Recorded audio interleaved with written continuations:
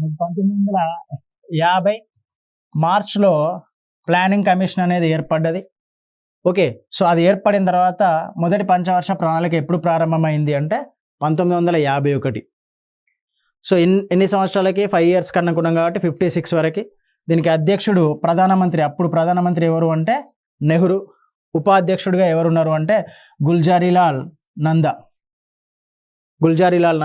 So దీన్ని రూపొందించింది ఎవరు అంటే మోక్షగుండం విశ్వేశ్వరయ్య. రైట్. సో దీన్ని ఏ నమూనా అంటారు అంటే హారడ్ డోమర్. ఇది చాలా ఇంపార్టెంట్. వీటిని మ్యాచ్ ద ఫాలోయింగ్ అడుగుతారండి. ఇక్కడ ఏం అడుగుతాడు అంటే ఒకవైపు ఏమో ప్రణాళికలు ఇస్తారు, ఒకవైపు ఏమో నమూనాలు ఇస్తాడు. మహల్నోబిస్ నమూనా అని, హారడ్ డోమర్ నమూనా అని.